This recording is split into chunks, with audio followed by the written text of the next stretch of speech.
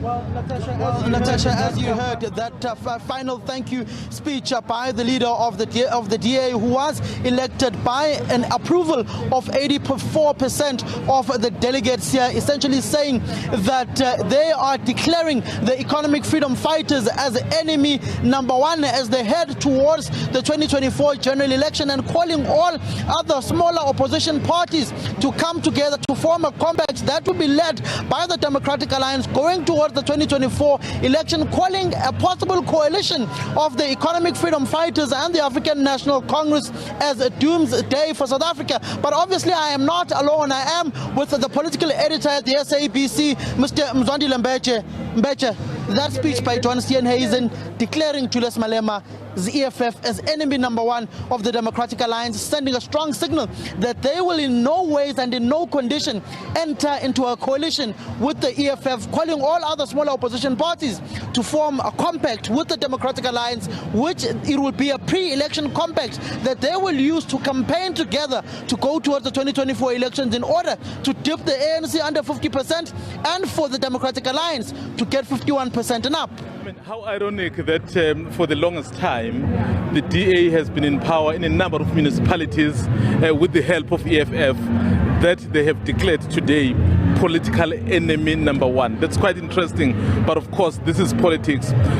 And also what I found very interesting, Samkel, is that John Steenhuisen spent more time attacking EFF than the ANC, and EFF is number 3. So what is it that they are scared of? Is EFF on their tails? So that's quite interesting. But also, you can see, without John Steenhuisen saying much, that he may be amenable towards working with the ANC. Yes, he's saying there's this moonshot pact that he wants to make with other smaller political parties. But the fact of the matter, in his own words, he says on a good day, they are 12% behind the ANC. So which is still a huge gap. So even if, let's say, on a good day, you get those kinds of results, will they be enough to then make a government with those smaller parties, particularly at national level, in the event the ANC dips below 50%? So it's quite interesting. But I think for me, Sam, what I really took from this is that they wanted to tell the world that whatever the circumstances, whatever happens from today, they are not engaging with EFF whatsoever. But this is politics. I wonder how long it will last. Why is such a hard line against the EFF and not the governing ANC, which has been in power in South Africa for almost 30 years now, which has been accused as corrupt, which has been accused as a corrupt organization, an organization that enables state capture, an organization that has crippled South Africa, crippled the economy? Why them, and why the EFF and not the incumbent ANC? Before we bring in the federal chairperson, Helen Ziller.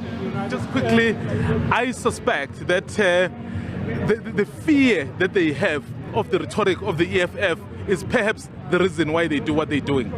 Let's just bring in the federal chairperson of the Democratic Alliance, Helen Ziller. You can grab the mic, ma'am. Just the essence of the hard line on the economic freedom fighters, declaring them as enemy number one, and more or less warmer or softer on the governing ANC that has crippled the economy of the country and enabled state capture and corruption. The EFF will destroy whatever is left.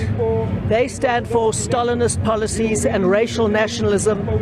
If the EFF gets into government in any way at all, the rand will fall through the floor. It's already very, very weak. There'll be massive disinvestment, and the unemployment rate will skyrocket even more than it is now. It'll go over 60%. So it's critical for us to turn that around.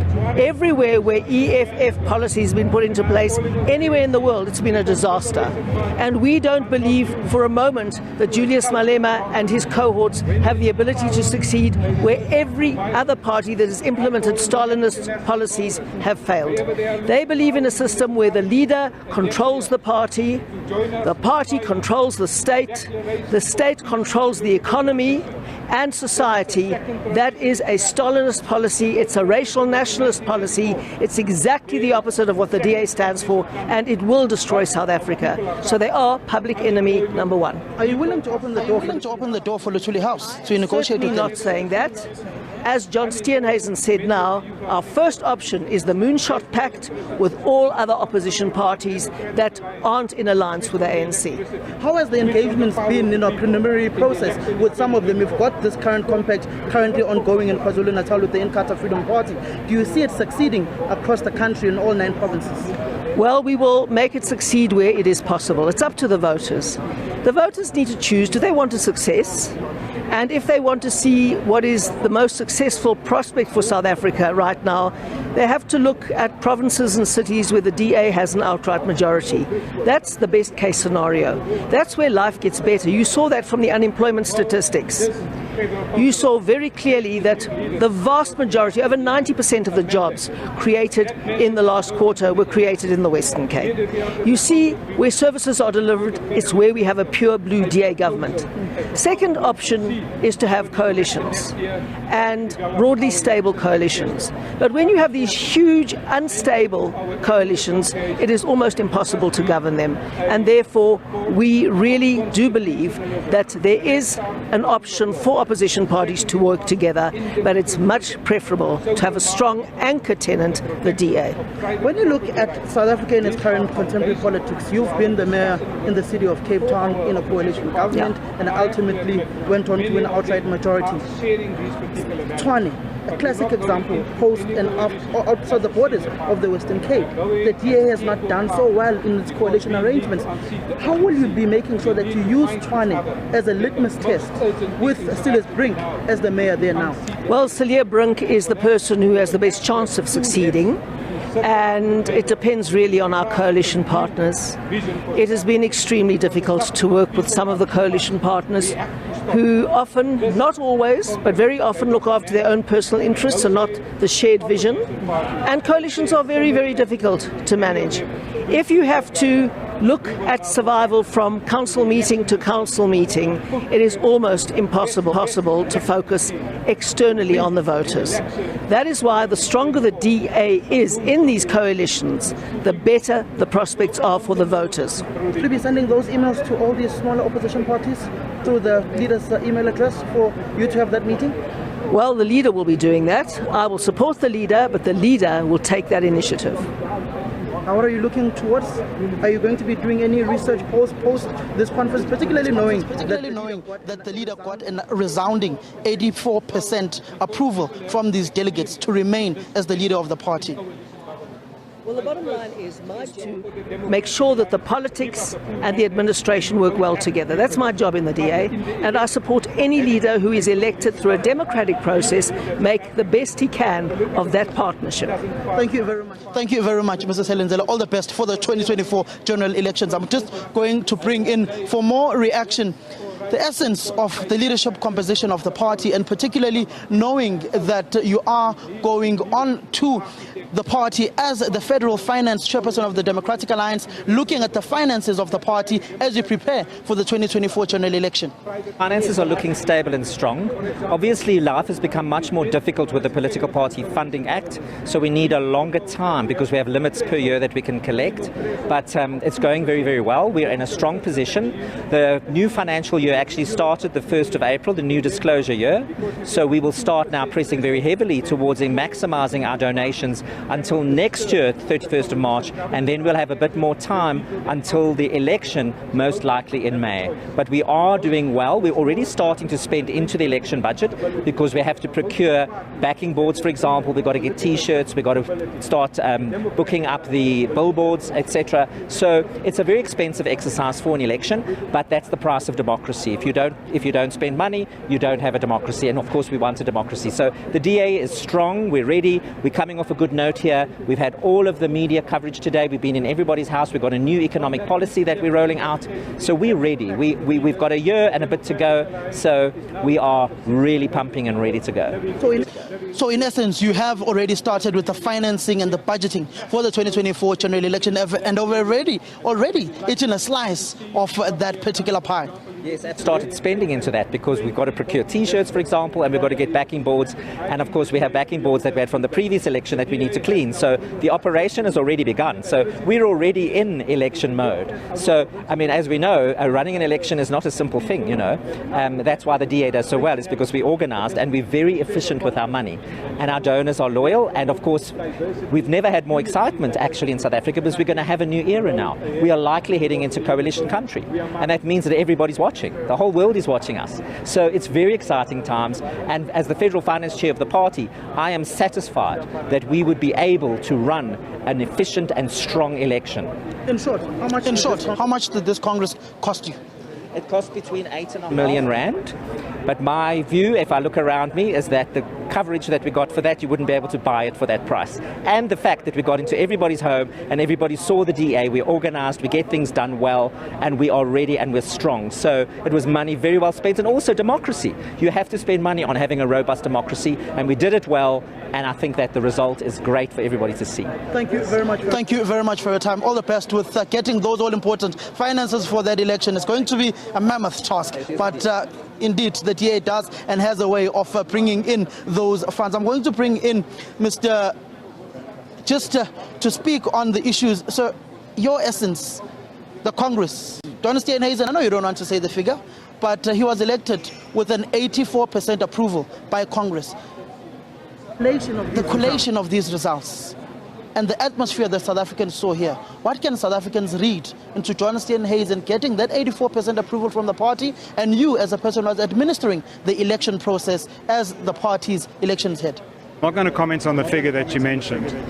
I can tell you that he did get a very, very strong mandate, and that I think shows he's got the backing of the party behind him as he leads us into the 2024 election. And the fact that 98.2% of all our delegates that did register to vote in fact voted does show that there was a very, very high degree of enthusiasm both to vote and to unite around one leader. Mr. Craig Crimrook, when you look at particularly on the other voting, particularly on the deputies and your system that was used, how did you arrive to the determinant? Was there an outright winner who reached the poll first, or what transpired in all those other deputy positions? It's quite a complicated question. It's not an easy thing to explain in a few minutes, but we use a single transferable vote system.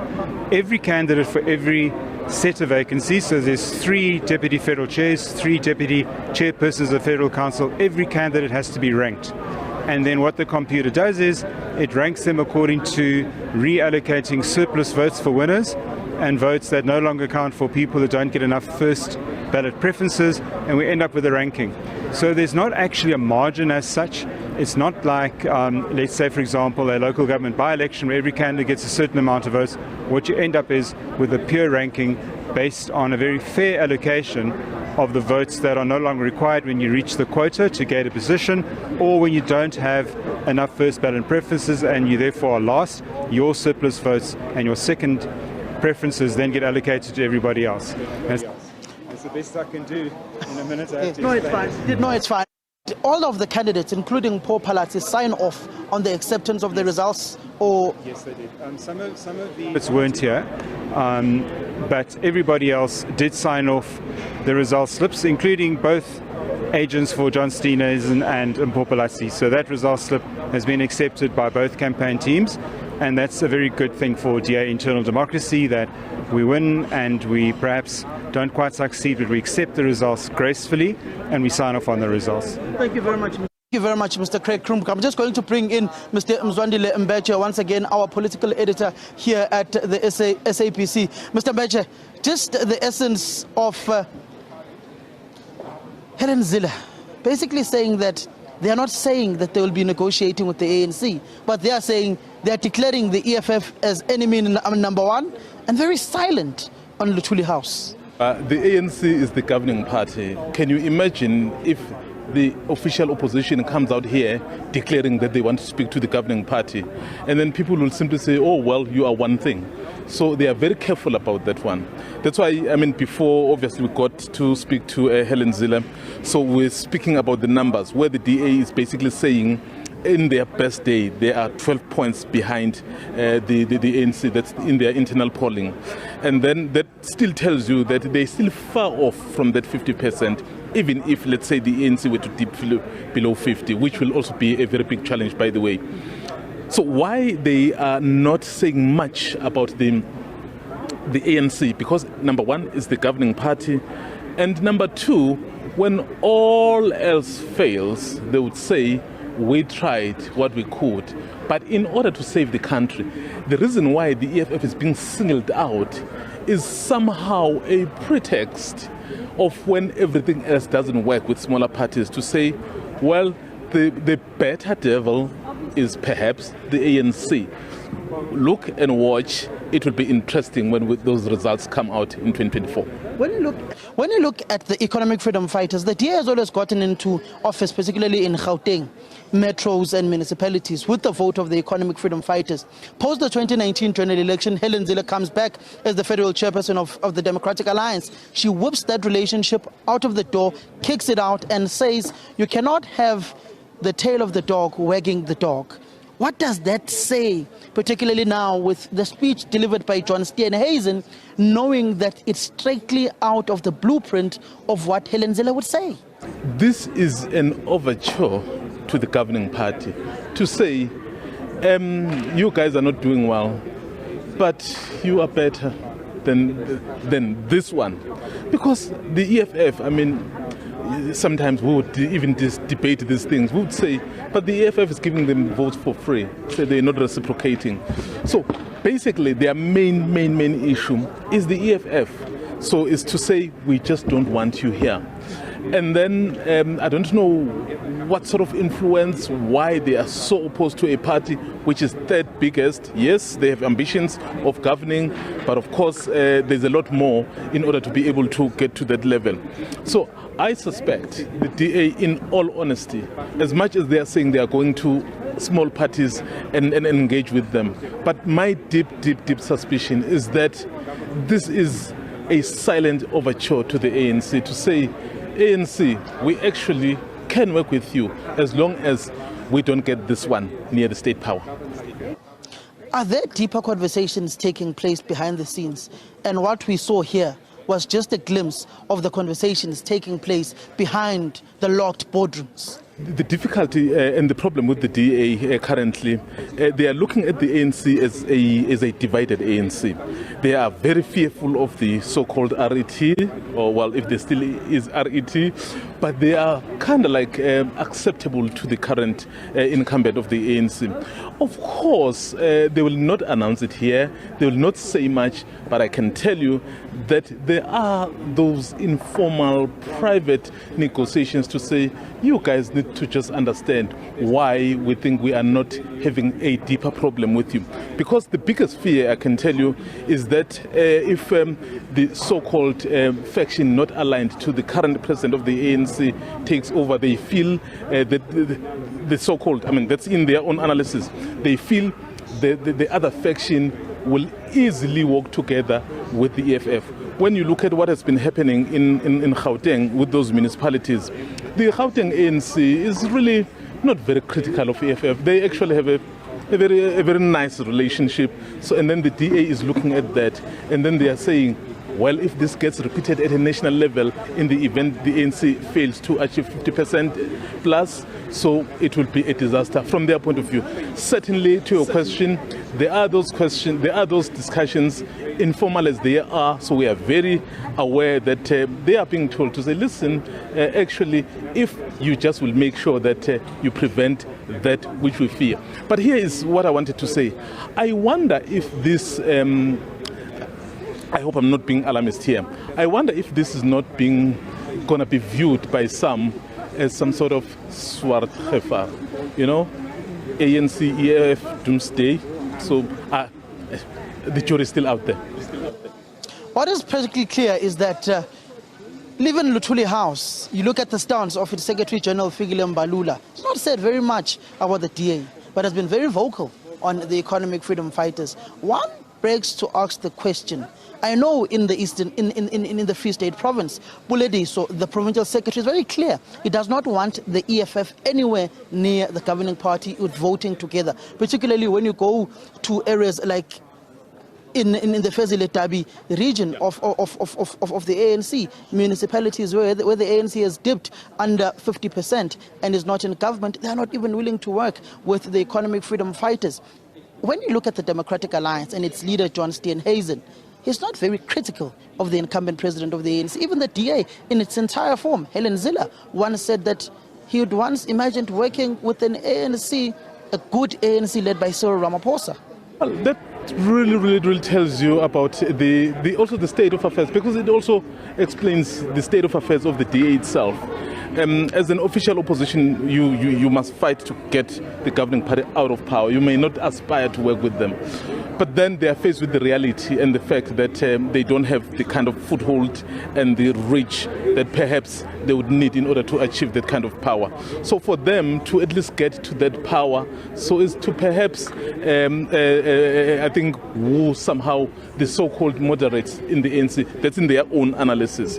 But I think one of the things really that is a bit of a problem and a challenge, you mentioned the Free State. You know, most of the ANC guys have worked with the EFF and Julius Malema and Floyd and them, so they know how smart those politicians are. So some of them are aware that in the event you allow a situation where the ANC were to go with the AF into a formalized arrangement, it will take not a long time for the EFF guys to outsmart just about everyone and probably take charge.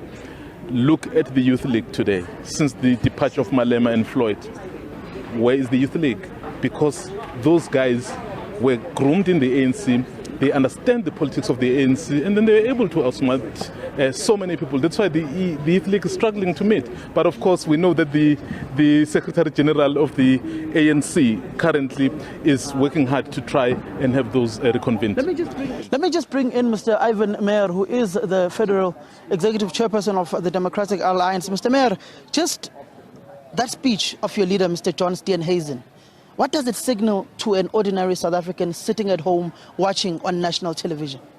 There are three messages. The suffering in South Africa must end, and the suffering was brought about by the ANC.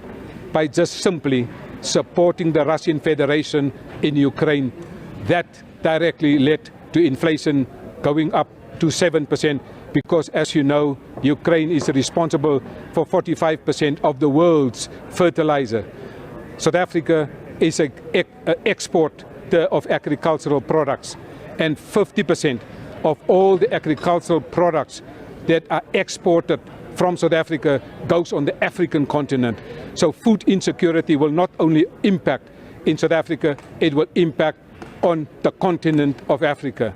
And this will have serious implications. Secondly, the message that he gave us, we are now going next week immediately back to the election war room, preparing for the election, because the suffering must end. We want to bring, you have seen last week when the quarterly labor force figures came out, 169,000 jobs were created in South Africa, 167,000, more than 90% of those jobs were created in the DA-run province. So the message is clear. Where the DA govern, you get services. Where the DA govern, you get investment confidence, consumer confidence, and business confidence. That in itself is what creating jobs. But what is important, we not only need to bring the ANC under 50%, we need electoral reform in South Africa. We've seen what has happened here in Tshwane, Johannesburg. We cannot afford to have that situation, political instability at national government level. That's why the DA has proposed some electoral reform proposals. We are proposing, for example, a threshold like they have in Denmark, so that you don't have this political instability. Tshwane is the executive capital in South Africa. Johannesburg is the financial capital on the African continent. We simply cannot afford to have this political instability. But for the voters at home, this message is clear. Go out and register and make sure that you vote a government that will effect real change at household level for people across South Africa. Where would you get this two-thirds majority in the National Assembly to support and be inclined with you in this electoral reform? Well, There's a big support. There are many parties supporting it, especially the biggest parties, because this current situation also disadvantages them. So the bigger parties, they are also supporting this electoral reform proposals so that we don't have one-man parties causing havoc like we have seen here in Johannesburg with the speaker, with the mayor, in and out. Stability is important when you move into the second political transition. So you are sharing notes with Luthuli House on this particular matter, because we are not sharing notes with the portfolio committee looking at electoral reform, and I think we are reaching consensus in those regards. That's sharing of notes, because both of you are suffering from the same fate of smaller parties controlling you with the tail of the dog wagging the actual dog. Well, unlike we put South Africa first, and this situation that we have is having a devastating impact on South Africa. The ANC put the ANC first, the DA put South Africa first. How do you say that, Mr. Mayor, when after the 2021 local government elections, the EFF voted for you in Johannesburg, in Tshwane, and in Ekurhuleni? In the morning of those elections, Julius Malema called Helen Zille and said, filled up a candidate in Ekurhuleni, filled a candidate in Johannesburg. I will vote for you. Under the bridge, this Congress wants absolutely nothing to do with the EFF as we go forward. Are you not being hypocritical because you've previously benefited from the economic freedom fighters? Is it not that they are slowly catching up to you electorally when it comes to the percentages post the election results? You don't know what the EFF's internal polling is saying, how they will fare in the 2024 general elections. In successive elections, the EFF has grown. On behalf of the EFF, I speak on behalf of the growth of the Democratic Alliance. The Democratic Alliance declined in the 2019 general election. Eastern Cape took 21 voting districts away from the ANC. We're making significant progress right now in the Northern Cape. We've seen the growth. We have now a new mayor in the Free State.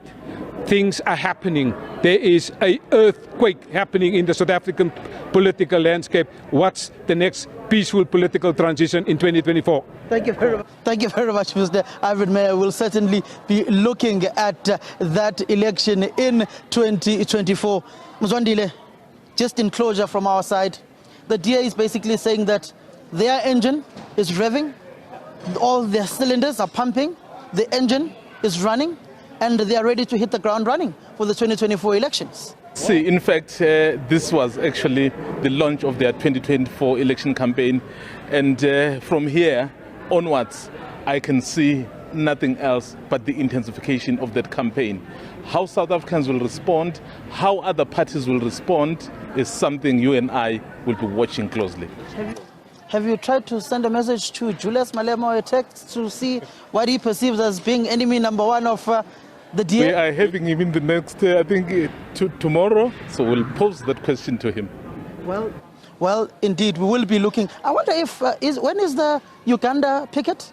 Yes. We will definitely be posing those questions. We'll have him on the unfiltered, so where we'll have a long sit down with him. So we'll ask all these questions. Well, Julius Malema, the ball is now in your court. You are enemy number one of the Democratic Alliance. I wonder what your members in the Central Command team, I wonder what the EFF WhatsApp group is currently like. I wonder if one CCT member will whisper to us on what they are saying, that they are officially the number one enemy of the Democratic Alliance, Natasha.